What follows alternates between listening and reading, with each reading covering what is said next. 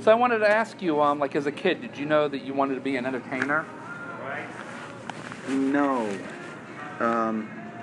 I was surrounded by it. My parents were in not only church and so on and so forth, but community theater. And so there was the front and center thing. As a boy soprano, I was in, singing boy soprano parts in operas and so on and so forth. And when I finally got the choice, seriously, I wanted to be a bass player and stand in the back, right next to the drummer, and just lock in. That became my passion. Being out front was never, and being the entertainer was never the thing. And to be honest, I just honestly present the songs. I don't really entertain per se. You know what I mean? Like some people can dance or joke or front or, Sure. I'm a bass player that sings, and that's what I do. But so no, I've never had that to do. But as the original lead singer for the band quit, came back, quit again. The other guy that replaced him quit. Then another guy quit, and it was finally like, why am I going to keep going through the process of finding somebody else? So I moved to the front and into the middle. But it was never by choice, and it's been quite a learning curve to get comfortable being me doing it, as opposed to trying to be somebody else doing it, if you know what I mean. Yes. Now, growing up, who did you listen to? Who were your musical idols that may have helped you shape your style? Growing up, for sure, was Beatles, Cream, Chicago,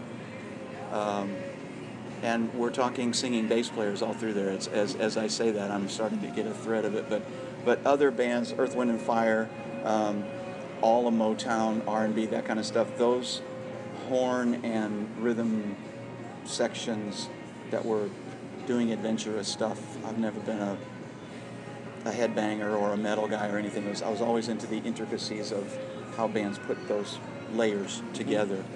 But those Satira, McCartney, and Jack Bruce, big influences. Now that I stop and think about it. Well, those are great influences. Yeah, absolutely. Now, as a bass player or a musician in general, are you self-taught? Yes. Totally. All of the ear training was because I stood next to my dad in the bass section of the choir from age 3. So I was being imprinted with the low end all through childhood and the music that we listened to and whatever. So that stuck for sure. I forget the question. What was the question? As a bass player, were you self-taught? Self-taught, yes. Well, what drew you to the bass? I mean, there's so many instruments out there that you could have picked up. I did. I started playing guitar because rubber sole acoustic guitar, just fingers bleeding, learning how to do it because I loved it. But I was never great at it. And when I finally became part of a band, there was a lead singer and there was a bass player. So I was playing tambourine and singing backup parts. And we'd go to rehearsal and I would tell the bass player, sorry, but those aren't the right notes. These are the right notes. And I would show him what the right notes were. And then finally the drummer came to me and he said, the true story, he said, if we were to get rid of the singer and get rid of the bass player, we could all make a lot more money. Exactly. so there we go. So, made the move to sing and play bass. But never a question. That was what I heard. That's where I heard music from, was the ground up, and wanted to be a bass player as soon as I started playing. I probably had a guitar for over 20 years because it looked cool sitting in the corner, and just picked it up maybe 10 years ago, and I'm starting to play. And when I was a kid, Father gave me a trombone and a trumpet. No interest whatsoever. Right. Had they given me that guitar, I'd probably be a member in your band, I think. There you go. Yeah, and trombone and trumpet are, instruction-wise, I wanted, when there was going to be a band in my little grade school, I want to play trumpet. And they said, you've got this overbite and this thing. You're not going to be a trumpet player, but you'd be a great trombone player, because that's the embouchure that you need. So two very different instruments. I'm surprised that somebody didn't spot that. But I guess if you never followed it up, it was like, it's not going to work. It was pushed under the bed. There you go. Yeah, I was tripping on it all the time. Now, of course, as you're playing bass, you're singing backup and things like that. I mean, your voice is your instrument as well. Mm-hmm. Do you do anything to maintain the health of your voice? Oh, a lot. Yeah. A lot. It's more of what we don't do. Long ago, as you know, the voice passes 50 and whatever, there's maintenance that you can't ignore anymore. You can't party. You can't stay out late and party, or you will just burn out that part of your voice that I use a lot. And all of our music is voiced up there, and it's a level of expression that I certainly need to get songs across.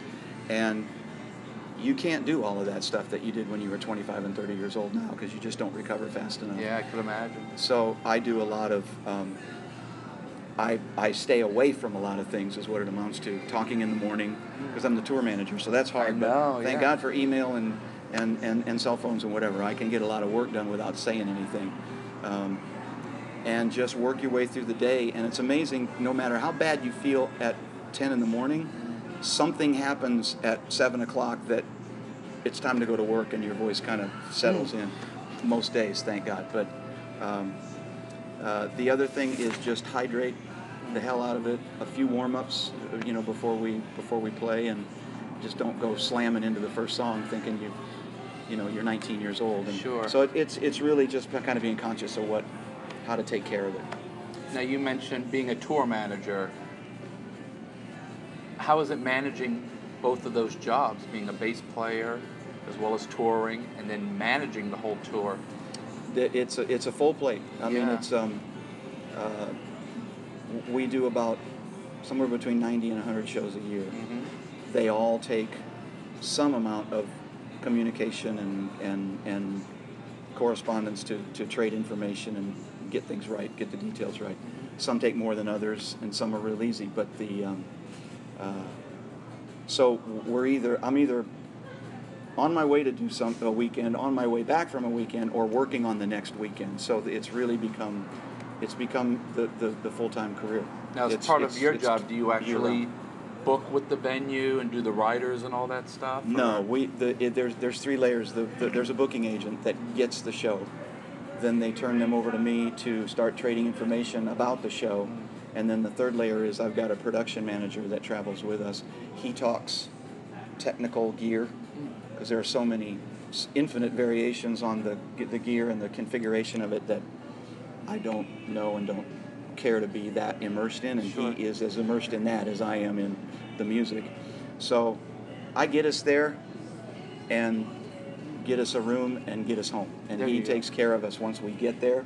The show goes into his hands. That's basically the way it's How long have you up. been tour manager? 2006. Oh, wow. We had an issue with the guy we had, and then it was like, again, we don't need our hand held. Sure. We don't need somebody guiding us to the door or whatever. We're better off being free-spirited about it and just knowing your grown-ups, be there.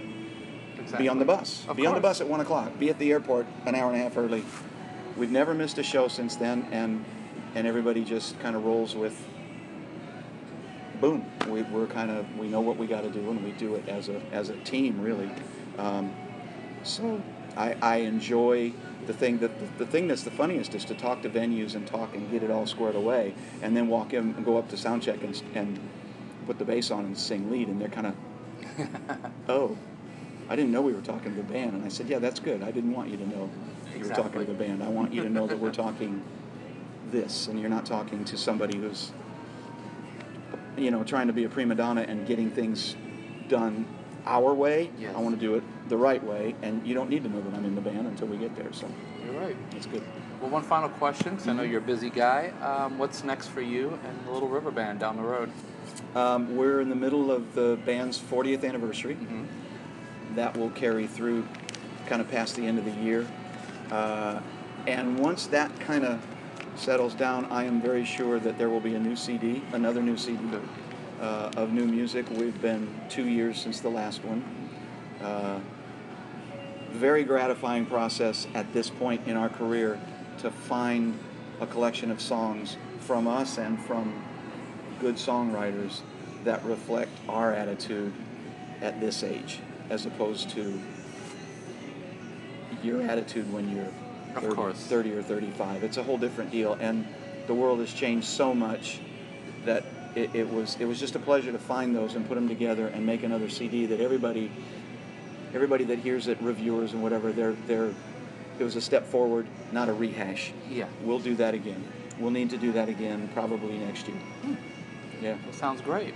So when that happens, we'll get all the information out to everyone. On we go. Yep.